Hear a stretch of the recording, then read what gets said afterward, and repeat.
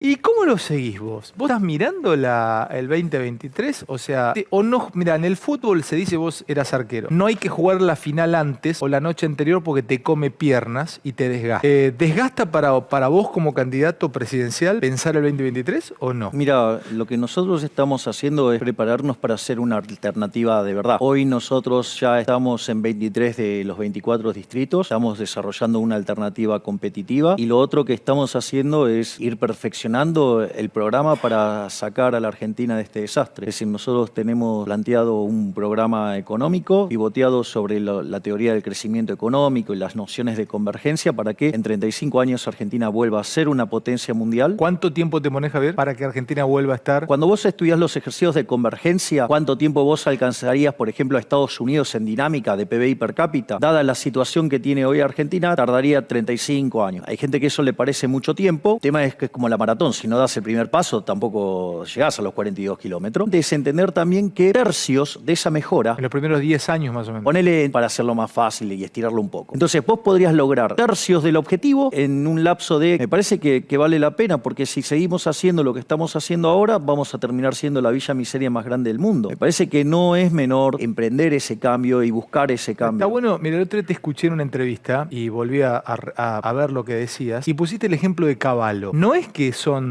si te tocara en 6 meses es todo color de rosa. Vos dijiste que lo de Cavallo, pasar las dos hiper, una de 5.000 y pico que fue la de Alfonsín, pero una de 1.200% que fue la de Menem. Empezó en el 91 con su plan y se vieron los primeros frutos en el 93. La inflación es siempre en todo lugar un fenómeno monetario que se genera por un exceso de oferta de dinero y eso puede ser o porque subió la oferta o porque cayó la demanda o pasaron las dos cosas a la vez, pierde poder adquisitivo, es decir, que todos los precios se expresan en unidades monetarias suben. Esa es la esencia. El tema es que cuando vos, suponete que estuviera todo constante y vos solo modificaste la cantidad de dinero, de acá adelante de 18, por eso tiene un problema gigante el gobierno con la inflación. Pararas la emisión monetaria, no va a parar la inflación, va a tardar entre 18 y 24 meses. La inflación como un fenómeno monetario. Argentina tiene problemas con la emisión pasada, con la emisión presente y con la emisión futura. La emisión pasada, ¿por qué? Porque durante la pandemia, el señoriaje, es decir, el financiamiento con emisión monetaria del déficit fiscal. Vamos a cosa. Quiere decir que según tu mirada, Javier, todavía no nos comimos la tormenta de emisión de la época de pandemia. Emitiste por el equivalente de 11 puntos del PBI, es decir, emitiste 2 bases monetarias. Entonces, ¿cuál es el problema? El efecto de eso va a tardar, ponele 2 años. Entonces, por más que dejes de emitir hoy, el segundo punto, que no es menor, tenés un problema con la emisión presente. Se expandió la base monetaria cerca de un 25% con la locura del dólar soja, una cosa absolutamente discrecional. Vos estabas comprando a 200 y vendías a 140. Eso te quiero preguntar, ¿el dólar soja infló más la bomba de las LELIC? Sí, exacto. Sí, porque todo ese dinero que vos emitiste después lo tuviste que esterilizar. ¿Cómo lo sacás de la calle? Lo sacás justamente... No todos pueden llegar a ser... Me costó mucho tiempo, yo no soy justamente una luminaria económica, pero cuando me pongo en un tema lo estudio. Es una herramienta que tiene el BCR, el Banco Central... Para quitar dinero de la calle. Para chupar besos de la calle, ¿no? Exacto. Y a cambio de eso paga tasa de interés. La promesa de la tasa de interés no te la pagan en el momento cash, te las van tirando para adelante, te van pateando para adelante esa bomba. En el balance del Banco Central, sus pasivos son las LELIC, si vos querés. Una cosa, suponte que yo llego al Banco Central ahora, para darme una idea, vos que entendés de esto, vengo, golpeo la puerta del Banco Central, aparece el presidente, le digo, ¿qué tal? ¿Cómo le va? PC. Quiero cobrar ya en dólares de intereses de LELIC. Más o menos, ¿cuántos millones de dólares son? Las LELIC, lo que está debiendo el Banco Central son 2 bases monetarias. Es decir, por cada peso que vos tenés en la mano... ¿Que son billones de pesos? Son 8 billones de pesos. Billones en español, no en inglés. O sea, no billions, billones. Entonces, tenés un problema con la emisión presente también, por el déficit fiscal, burradas como la del dólar soja, la emisión futura, que son las LELICs, porque esos pasivos, en algún momento, alguien lo va a querer hacer cash. Vas a de vuelta volver a la calle. Ese dinero más el efecto de los intereses. O sea, le debemos al Fondo Monetario Internacional y a los privados.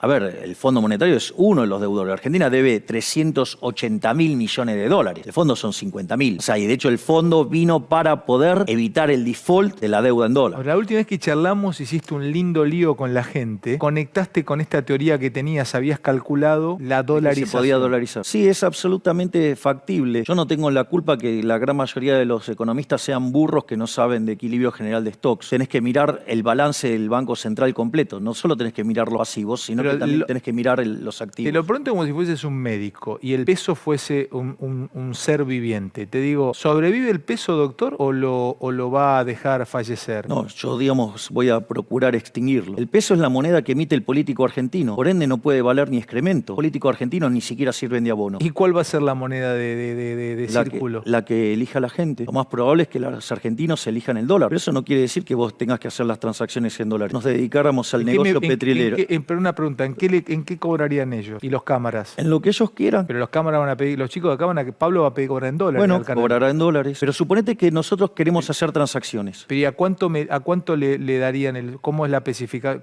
Bueno, vos le pagan $3. Te pagan lo que vos ganás. O sea, ¿cuánto más es el cambio? Si yo gano, suponete, 200.000 pesos, ¿cuánto? Bueno, digamos, a 320 no te cuesta ni un solo dólar. No tenés que conseguir un dólar extra porque vos, con los títulos cotizando al 20%, 72.000 millones de dólares, 3.000 millones de dólares de reservas netas. Poner, digo, que fuera la posición de hoy. Y vos tenés que rescatar 22.000 millones de dólares, ¿sí?, del ELIX. Tenés los 72.000 millones de dólares de títulos, los cuales los cambiás 22 por 22, ahí se limpia, con la diferencia que ahora que le estás dando un título que ya no es en pesos, es en dólares, no solo que le mejorás la moneda, porque no lo vas a destrozar, sino que además va a tener mucha liquidez, porque un instrumento de esas características va a ser fácil de intercambiar y llevar al mercado. ¿Cuánto tiempo te llevaría dolarizarla? Depende de la situación de inicio. Si vos te encontrás con una hiperinflación, lo haces muy rápido porque se te... ¿Y vos crees que el que llega presidente va a llegar con hiperinflación? Pero yo ese es el caso fácil para resolver. ¿La hiperinflación si se diera o la inflación? No, la hiperinflación, digamos, es cuando se te hace más fácil resolver el problema de la dolarización, porque los activos domésticos no valen nada. Se te licúan. Vos ahí limpiás el problema de las LELIQs. Además, un riesgo de contraparte mucho menor. Riesgo de contraparte es el riesgo de crédito. ¿Por qué? Porque vos ahora vas a tener una economía que deja de destruir capital por falsear las señales de precio. Digamos, de precio es lo que hace coordinar y que se mueva la economía. Entonces, la inflación es al sistema de precio lo que el ruido de la comunicación. Si nosotros nos ponemos a hablar y en el medio ahora aparece una pelota de ruido, digo, no nos vamos a entender. Y no es porque vos seas tonto y porque yo sea malo explicando, sino que en realidad hay ruido. Es decir, eso es lo que hace con el sistema económico y hace que la economía no crezca, se coma el capital. Javier, no crearías un nuevo peso argentino. No, yo no lo crearía. Que se llame, no sé, la liebre argentina. No. Digamos, o sea, es más, les tiene que ver con los poderosos tratando de estafar a la gente con la manipulación de la moneda. Pero quiero preguntarte esto. ¿Puede un país ser soberano sin moneda? Digamos, o sea, a vos lo que te hace soberano es que estés bien. Es decir, no, digamos, hambrear a la gente y robarla. ¿Desde cuándo, digamos, o sea, pero de vuelta, una sociedad de saqueadores está bien? ¿Cómo trata la Torá, digamos, a Sodoma? Me imagino que a Sodoma la trata mal, porque es una sociedad de saqueadores. Sodoma era una sociedad de saqueadores, de gente perversa en un montón de cosas y además una sociedad de saqueadores. Están saliendo de Sodoma. ¿Qué es lo que dice? No te des vuelta porque vas a... Digo, ¿qué pasa si te das vuelta? ¿Te crees que se convierte en sal? ¿De dónde viene la palabra salario? Pago, Claro, porque te pagan con sal. Poderosos tratando de arruinarle la vida de... Es la historia de la moneda. La historia de la moneda es eso. Monarcas, señores feudales, digamos, o políticos tratando de estafar a la gente con la inflación. ¿De qué soberanía me hablas? ¿Habilitar que un conjunto de delincuentes te roben? Javier, yo lo que te digo es que yo voy a Brasil y los tipos tienen... ¿Pero a vos qué te importa? Real. No, pero no los estafaron como en Argentina. Es decir, Argentina es una máquina de defoltear. O sea, Argentina no solo que defoltea su deuda es más grande de la historia porque lo pasamos a Ecuador, sino que además también te defoltea cuando vos tenés pesos en el bolsillo. O vos si te quedabas con 100 pesos en el año 2001 o $100, hoy sería lo mismo. Tenés $100. Sí. Si te quedabas con 100 pesos, hoy ¿cuánto tenés? 30 centavos de dólar. Sí. Dale. ¿De qué soberanía me hablas? ¿Desde cuándo? Digo, el concepto de soberanía es que un conjunto de delincuentes roben a otro. Dale, vamos. Este es el eje central. No hay que permitirle esta mentira a los políticos. No se los tenés que permitir. No se lo tenés que permitir. No sé, tengas un problema de masoquismo, entonces te gusta que te maltraten, que te hagan daño y tenés síndrome de Estocolmo y te enamoraste de este conjunto de delincuentes. Tengo algunas cosas para preguntarte acá que... todavía no terminamos de dolarizar, ¿no? Cerrame el tema de la dolarización. Entonces nos quedan 13.000 millones de dólares y tenemos para rescatar eso 3.000 millones de dólares de la posición de oro, con lo cual se te van... Y tenés 50.000 millones de dólares de títulos contra 10.000 millones de dólares de pesos que te quedan dando vuelta. La pregunta es, ¿cuánto cotizan hoy los bonos? 20%. 20%, 50.000 millones, ¿cuánto es? Te saqué la base del medio. Se terminó el problema de la inflación. La basura que es el político argentino, la basura inmunda, asquerosa que es... Mirá, a mí me dijeron una vez, cuando ya siendo diputado, ¿usted qué opina, digamos, de los políticos con todo lo que dijo? ¿Y sabes lo que dije? Me dijo, vio que no eran tan malos. Me quedé corto. Son muchísimo peor de lo que imagino. ¿Pero cómo entras mañana vos a diputado? Me importa un... ¿Alguno no puedes salvar a alguno? Porque los tipos mañana te van a decir, escúchame, me dijiste a mí basura inmunda, mira si te viene alguno a apurar. Y se te para y dice, ¿qué me dijo usted a mí basura inmunda? ¿Salvó a alguno, sí, la mayoría? A ver si pueden salir de Sodoma. Sodoma, dale. Vos sabés que yo siempre te entrevisto, entonces paso por distintos temas y siempre te pienso hablar hacia futuro o a lo que viene, o si te tocar. No sé si tocaste este tema, defensa, con Argentina, temas de defensa. Viste que Argentina en el último tiempo, bueno, no ha invertido en defensa, justamente. Algunos piensan una defensa por radares, otros piensan directamente comprar aviones, tanques, barcos. ¿Qué pensás vos de la defensa de Argentina? En condiciones de resistir un ataque. Argentina tiene y no solo que la tiene muy descuidada, hay un problema ideológico por la cual, digamos, aquellos que tendrían que defendernos, o sea, además son castigados, estigmatizados. Ahí tenemos un problema grande porque donde por definición no existirían la frontera, no existirían la bandera, no existiría nada. En ese mundo, digamos, se ha dado y por ende, digamos, no tenés nada que defender tampoco, digamos, o sea, los individuos se moverían libremente, o sea, no sería ningún, digamos, sería un mundo de esas características. No es el mundo que tenemos, es otro el que tenemos. Tenemos vecinos que no son belicosos para con nosotros. Y mantener esta situación con el país absolutamente indefenso, digo, por suerte, digo, nadie nos va a atacar, digo, porque no hay conflicto. Pero vos sabés que hay hipótesis a futuro, siempre hay hipótesis de conflicto que ojalá no se den, pero reservas de acuíferas, posesión definitiva, o se hagan las líneas de división de la Antártida, etcétera. Pues es que el mundo geopolíticamente se mueve permanentemente. Ojalá que nunca tengamos un enfrentamiento bélico.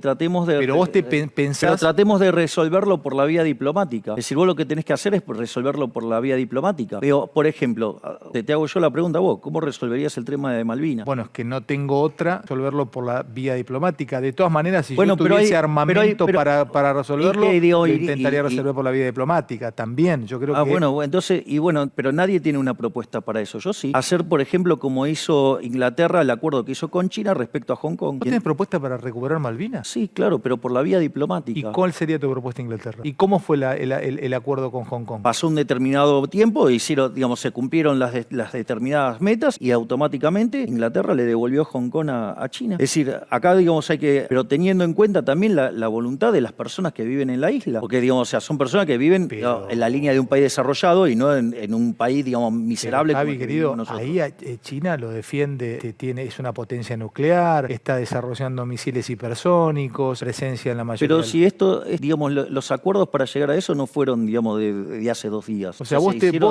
confías en la... Vos tenés que agarrarte, tenés que sentar con los ingleses, el territorio, por acorde a las definiciones, digamos, le corre tratar de llegar a un acuerdo. Y un acuerdo que de largo plazo, digamos, implique que vuelvan al país, porque, digamos, o sea, la forma en la cual están a favor de Argentina, y que además, sobre todas las cosas, la posición de la gente que vive en las islas. Es una cosa, Javier, que te lo tenía como tema, el tema de tu diplomacia, ¿cómo sería? ¿Hacia dónde miraría mis aliados? Yo ya lo dije abiertamente, el mundo occidental, o sea, mis aliados dentro del mundo occidental y la lógica se lo computa Japón ahí también, ¿no? O sea, pero son los valores de Occidente alineados también, o sea, con Israel. Es decir, mis socios, digamos, en mi definición, son Israel y Estados Unidos, son mis socios naturales. De tu diplomacia va. Y de hecho, si yo llego a ser presidente, mi primer viaje, cambiar la embajada desde pasarla a Jerusalén. Que no sé si te he escuchado, has tenido alguna definición, pero vos te estás pensando, los números te dan, o sea, te puede tocar. De hecho, soy el único que tiene un plan económico en serio, con 3 generaciones de reforma, con la secuencialidad de las mismas, cómo avanzar y terminar con el problema inflacionario. Vos sabés que hay temas también que no son centrales para la mayoría de los argentinos, pero son importantes, siguen siendo importantes para mucha gente y te los toco, ¿sí? Como te dije recién, el tema de la diplomacia creo que nos incumbe a todos. No, yo ese tipo de cosas de la AFI, digamos, o sea, metiéndose adentro de la vida de la gente, digamos,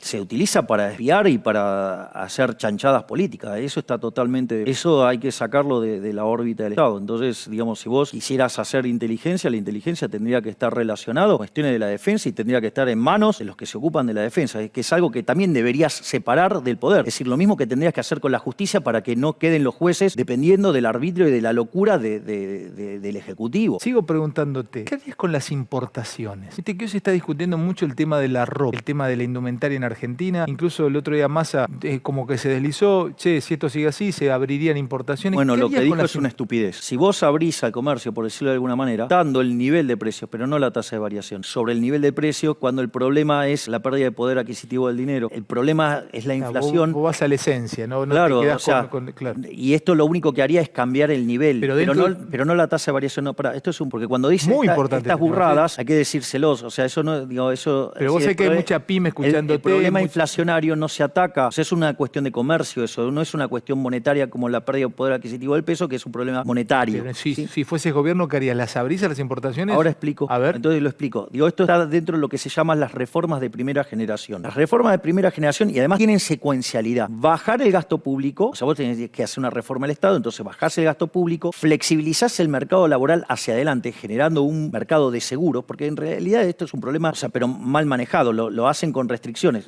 Te lo hago con un ejemplo. Suponete que vos sos un tipo recontraverso al riesgo. Tenés un cagazo padre, digo, cuando salís a la calle, de chocar o cualquiera de esas cosas. Ponele así. Entonces, no usás un cinturón de seguridad, usás dos, te pones doble airbag, pones el motor que sale de más, si querés te pones, no sé, lo rodeás de goma del auto para no chocar, lo que sea. Mientras que vos haces eso. Mientras que yo hago eso... Ok, es una decisión tuya. Todos Sí. esos seguros son una decisión tuya. Ahora suponete que vos lo resolvés como se resuelve el mercado laboral en Argentina. Vos vas a salir a la calle y le prohibís a todos los demás que salgan. ¿Te das cuenta que es un disparate? Así es como funciona el mercado laboral. ¿Qué es lo que pasa? Para las personas el trabajo es muy importante, es el medio de sustentación. Entonces, si vos te quedás sin el medio de sustentación, digo, estás jodido. Tenés mucha aversión a perder el laburo. Entonces, en una economía que no crece, pensá que Argentina, por ejemplo, el PBI per cápita, si todo termina bien como está esperando el gobierno ahora, 11% o 12% debajo del PBI per cápita que teníamos en el 2011. Ahora, esas reformas que me dijiste de primera generación, entonces vos no necesitarías abrir las importaciones porque eso te bajaría los costos acá. Pero pará un poco, porque es tener claro la secuencialidad. La secuencialidad, lo otro que vos tenés que hacer es, una vez que reformaste el mercado laboral, entonces vos ahora sos competitivo fiscalmente en el mercado de trabajo porque maraña de regulaciones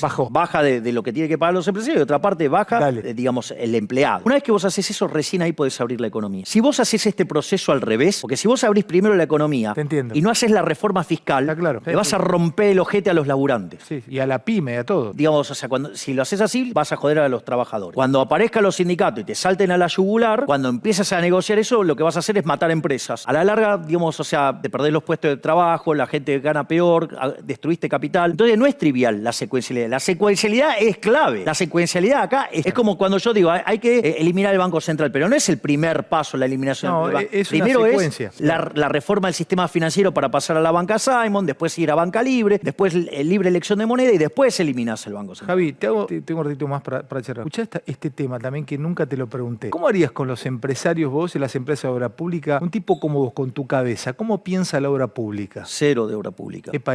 ¿Cómo es eso? Primero lo que hay que entender es que es falso que la obra pública genere empleo. Eso es falso, es una mentira. ¿Cómo haces un soterramiento Pará, puente? vamos por partes. Es falso que la obra pública genere empleo. No, pero digo, dale. Lo enganchaste acá haciendo agua a Fideo Berreta, digamos, dale, no puede errarle. ¿Cómo? ¿Con qué financio? Con los... Yo soy una empresa del interior. Necesitas cobrar impuestos. Las deudas son impuestos futuros, la emisión es impuesto inflacionario, ¿sí? O impuestos explícitos. Tenés que financiar. Pero en Chaco una empresa, perdón. Pero seguime el argumento. Pero una ruta que te hace una empresa Pero podés seguir el argumento. Ahora vamos a ir a eso. Claro, Javi, pero no podemos salir de ahí. Pero eso viene después. Primero hay que entender, por acá no se entiende lo básico. Entonces, como no se entiende lo básico, hay que discutir haciendo cuentas en un abaco. Pagás con impuestos eso. Eso paga con impuestos. Cuando vos le cobrás impuesto a alguien, estás destruyendo puestos de trabajo en otra parte de la economía. Entonces estás pasando, en realidad, estás destruyendo un sector que el Estado haga esa obra pública. O sea, que no generó nada. Sí, solo pero sí. da trabajo esa obra pública. Pero no da trabajo porque lo destruyó antes en otro lado. Y en el medio además hay un pasamano. Además, si esa obra la gente la quisiera hacer, si la está haciendo el gobierno es porque nadie la quiere hacer. Pero escúchame, pero si nadie la Keynes, eso funcionó. No, eso no funcionó. Tened en cuenta que la teoría general es un panfleto escrito para políticos mesiánicos, chorros y corruptos. Dale, seguí con la obra pública, dale que me interesa. Entonces, esto, sí. ¿cuál es el punto? El punto es, estás sacando recursos de un lado, estás destrozando sectores para financiar esa obra pública. Si esa obra pública, además, no puede ser eficiente. ¿Por qué? Porque la gente quería gastar en otra cosa, no en eso. Por lo tanto, eso tiene que ver, digamos, con los que les gusta el asfalto y todo, las baldosas, y todo eso es tremendo, porque de ahí afanás a lo loco. Entonces, ¿de ahí qué? O sea, la corrupción existe porque existe el Estado. Es decir, la corrupción es inherente a la existencia del Estado. Si vos en una empresa tenés corrupción, un vendedor que compra más caro, puede aparecer otra empresa y puede vender el mismo producto pero más barato, ¿sí? O al mismo precio uno de mejor calidad o alguna combinación y te mandó a la quiebra. Pero como el Estado vive de una fuente coactiva de ingresos, estarías haciendo un supuesto muy fuerte, que, como decía Bastiat, las porosas manos de los políticos. Es decir, vos vas a sacar plata de acá y acá va a llegar menos. Ya el solo hecho de pagar los sueldos y toda la operatoria, ya eso hace que... ¿Quién haría la obra, Javier? El sector privado. En Chile, digo, las rutas las hace el sector privado. Y si no te licitan, los tipos no van y no te presentan. Entonces es porque esa obra no tiene que existir porque nadie la valora. O si no, ¿qué te crees que es lo que refleja el sistema de precios? Que yo no tengo la culpa, digamos, o sea, esté lleno lleno de economistas y políticos brutos que desprecian el rol del sistema de precios. Escuchame una cosa, si necesito en La Rioja... Pero ¿y quién dice que lo necesitas? No, Javi, sí, lo necesito. Bueno, si lo necesitas, entonces alguien lo va a pagar. Pero para eso está el Estado. Donde no, el Estado no está para eso. Sí, Javier, donde no está me tiene que aparecer el Estado. No, ¿cómo? ¿Y quién sos vos para decir qué es lo que quiere la gente? Vos estás definiendo por el total de la sociedad arrogantemente, ¿sí? Te crees que conocés las preferencias de todos los agentes, digo, pasada, presente, futura, de todos Javi, los que van a venir. Vos conocés la preferencia de todos. ¿Sabés cómo llamó eso Hayek? La fatal arrogancia. Vos para hacer eso, para saber eso, Alejandro. Yo soy de Santa Fe, no, necesito pero a ver, que me vayan los aviones a Santa Fe. Bueno, pero vos estás de acuerdo en robarle a la gente. No. Y bueno, ¿y qué estás proponiendo? Estás proponiendo al Estado a La Rioja. Pero estás proponiendo que el Estado vaya, le robe la guita a algo para beneficiarte vos. Javi, dale, eso es inmoral, Alejandro.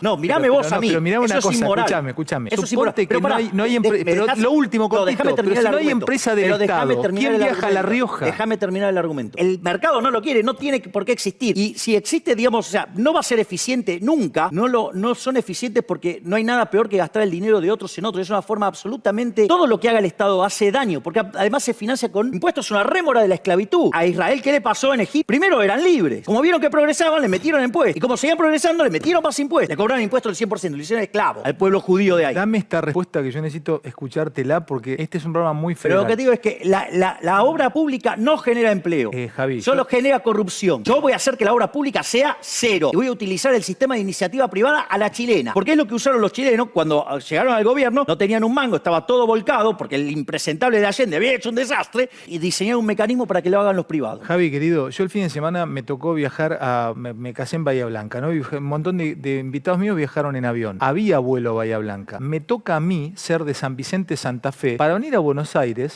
o por ejemplo mi hijo, que vino a visitarme desde Córdoba con su novia, con Mari. Pues es que decidieron alquilar un auto porque lo llevaba el avión. No había vuelo directo a Bahía Blanca, lo llevaba a Trelew, luego a Aeroparque, etcétera, etcétera. Mi pregunta es, suponte que cerrás Aerolínea, o sea, escúchame, pero respondeme esto, Javi. Y hay un destino... Aerolínea se la voy a dar a los empleados. Bueno, te lo pongo como ejemplo de donde no llega el Estado. Si a La Rioja, te lo pongo como ejemplo, perdón, La Rioja, pero si a La Rioja no llega la línea estatal o no llega el... ¿Cómo viajan los riojanos a Capital? Quiero o a hacer otro ciudades? argumento que poder saber eso, tendrías que conocer la preferencia de todos los agentes. Tendrías que conocer su tasa de preferencia intertemporal, es decir, a qué tasa están dispuestos a pasar consumo del presente a futuro. Entre otras cosas, conocer la estructura de capital, la productividad marginal del mismo. O sea, vos tenés que tener esos datos, ¿sabes qué? Tenés que ser y omnipotente. O sea, tenés que ser el creador. Javi, tenés que ser el que es. Yo te toreo para que vos des tu postura. Ningún político es Dios. Javi, ningún político. Javi, ¿entendés? Entonces, Javi, hay un pueblito cerca del mío que se llama María Juana. Pero de vuelta, vos pero querés... ¿cómo me construye un privado un camino de pavimento de San Vicente a María Juana? Van a construir antes en Capital porque hay más gente. No van a construir ahí. De vuelta, Alejandro. Entonces, lo que estás diciendo es que esa gente tiene derecho a robarle a otros para que se haga ese caminito para que ellos estén más contentos. No, yo estoy preocupado. ¿Y cómo lo vas a financiar? Los impuestos no se pagan voluntariamente. Los impuestos se pagan a punta de pistola. Recordá algo. Lo acusaron de traficante, lo acusaron de asesino. ¿Y por qué fue impuesto? Fue preso por los impuestos, por evadir impuestos. Y porque la de la casta no se toca. Loco, en serio te lo digo. No seas funcional a estos tipos que te cagan la vida. No seas funcional en la pecera que quieren ellos que piensen. Porque además, por ejemplo, son tan perversos que la educación es una gran mentira, porque no te da la educación que vos necesitas, independientemente que sea de gestión estatal o de gestión privada. Te da la que el Estado necesita. Ludwig von Mises, si creen que es el 9 de Holanda, no el economista más importante de la historia. Te cierro con esto, porque también es un tema de seguridad. ¿Las cárceles qué harías? Presos van a tener que autosustentarse, digamos, el daño que le causó a la sociedad. Privadas, sí, empresas claro, privadas. Sí, claro, obvio. Pero que el preso, ¿cómo estaría dentro? Labura. Adentro de la cárcel labura para poder cumplir su pena. Bueno, siempre dejás títulos, Javier. Y cerrame con esto. Vendo dos y te hago una pregunta de tu futuro. ¿Cómo sigue tu futuro, Javier? En Lomas del Sol, en San Juan, cosechan y seleccionan cada producto para que llegue a tu mesa simplemente lo mejor que les dé la tierra. Lomas del Sol Agroalimento, más de 30 productos del campo sanjuanino a la mesa de los argentinos.